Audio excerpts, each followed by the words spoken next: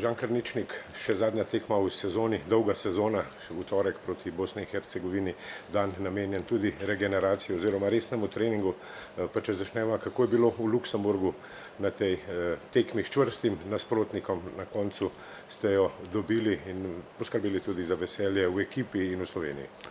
Ja, res je, kot ste rekli, trda tekma je za nami, ampak vemo, da je ta tekma nekako po sezoni, vsi igralci smo nekakšno v nekih različnih situacijah in ja, trebamo delati sedaj še to tekmo z Bosno, se na najboljši možni način tudi pripraviti na to tekmo in da potrdimo neko dobro delo, ki smo ga upravljali v reprezentanci skozi zadnja leta, tako da bomo tudi to tekmo šli na polno in seveda na zmago.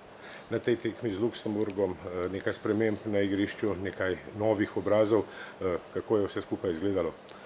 Pa je, mislim, da so tudi te novi obrazi pokazali ta pravi karakter, da so se, bom rekel, hitro vklopili v ekipo, čeprav vemo, da je izjemno težko, zdaj nekaj treningov smo opravili skupaj, ampak verjamem, da bo selektor tudi, bom rekel, v tej akciji namenil še mogoče priložnost tistim, ki je niso dobili, da tudi tako je nekakšna priložnost, da razširimo svoj kader za kvalifikacije, ki prihajajo. Bosna in Hercegovina v vašem Celju, v torek, zadnja tekma sezone. Niste jo še podrobno analizirali, ampak kaj reči o Bosni?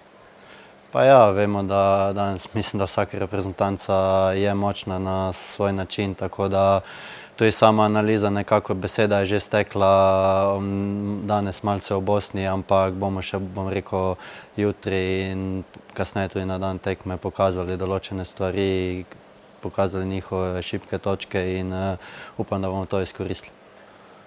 Aljoša Matko, še zadnja tekma v sezoni, ob koncu dolge sezone proti Bosni in Hercegovini, pa če začneva pri tej petkovi v Luksemburgu, ko ste debitirali za AA reprezentanco Slovenije. Kako je bilo vse skupaj na igrišču? Po televiziji je bila videti zelo čvrsta, neprijateljska tekma. Ja, sigurno ena tekma, ki se jo bom zapomnil za celo kariero, moj debit, tako da sem zelo vesel, da se je nekako izpolnil en otroški cilj, ki sem si ga zadal in zdaj pred mano so novi cilji in upam, da bom še si nabiral čim več tekem in da bo prišel tudi en zadetek, da bom nekako izpolnil vse, kar sem si nekako zamislil. Kako je izgledalo na igrišču v Luksemburgu v petek? Ja, bila je ena čvrsta tekma, nekako mogoče pol na koncu malo tekma zašla v narobne vode. Mislim, malo več branjenja, ampak če pogledamo celotno sliko, smo bili kvalitetnejša ekipa in na koncu zasluženo zmagali. Pa sedaj za zaključek sezone v vašem Celju, še tekma proti Bosni in Hercegovini, jasno vmes še 2 treninga, danes in jutri, ampak kako razmišljate, komaj čakate konec sezone ali je ta tekma tudi pomembna, še posebej, ker bo v Celju? Ja, sigurno je pomembna tekma, čaka nas še 2 treninga, tako kot ste rekli, in ena pomembna tekma.